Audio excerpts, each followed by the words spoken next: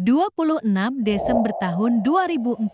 Pagi itu, lebih dari 200.000 jiwa di Aceh dan sekitarnya tersapu gelombang yang tak terbayangkan. Tragedi tsunami Aceh bukan hanya kisah tentang seismologi dan patahan lempeng, tetapi juga tentang spiritualitas dan pertanyaan yang menghantui para penyintas hingga kini. Apakah alam sudah memberi peringatan? Sejumlah kesaksian menyiratkan jawaban, ya. Peringatan itu datang dalam wujud sosok misterius, seorang kakek bersorban putih. Kisah ini dimulai beberapa hari menjelang Minggu Kelabu. Di beberapa desa pesisir dari Lamtonggoh hingga sekitar Yulilhiu, warga dikejutkan oleh kemunculan yang tak terduga.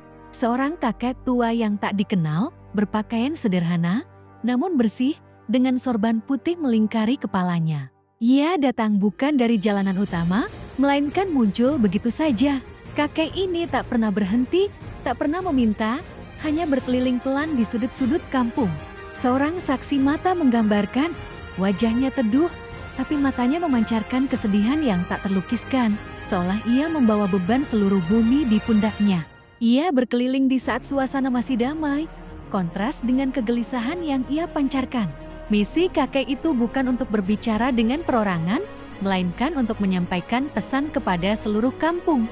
Di tengah kesibukan warga, kakek itu akan berhenti, menatap langit atau lautan, dan mulai menyerukan peringatan. Dalam bahasa Aceh yang mendalam, pesannya selalu sama. Hai eneu-aneulan, segera taubat, hana triplay kiamat. Hei anak-anakku semua, segeralah bertobat, tidak lama lagi akan ada kiamat.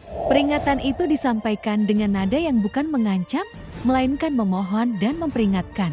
Banyak warga yang mengabaikannya, menganggapnya sebagai orang tua yang terlalu khawatir atau berlebihan. Mereka tidak tahu bahwa kiamat yang dimaksud kakek adalah gelombang setinggi pohon kelapa yang akan datang dan merenggut segalanya. Setelah menyampaikan pesannya di suatu desa, kakek bersorban putih itu menghilang.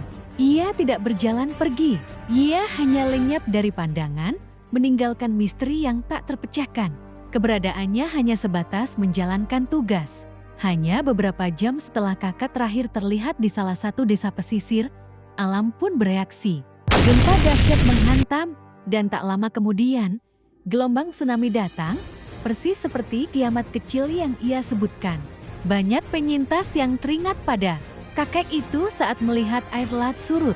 Mereka sadar bahwa mereka telah melewatkan sebuah peringatan suci di hari-hari terakhir kedamaian mereka.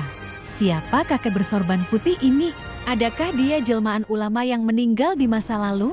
Atau perwujudan dari spiritualitas Aceh yang mencoba mengingatkan umatnya? Sampai hari ini, sosoknya tetap menjadi misteri gaib tsunami ke-2004. Namun, pesannya lebih penting daripada identitasnya. Sebuah pengingat tentang kerapuhan hidup dan pentingnya selalu menjaga hubungan dengan Sang Pencipta. Dan kisah ini menjadi bukti bahwa di tanah Aceh, tak ada duka yang terjadi tanpa hikmah dan pertanda yang menyertai.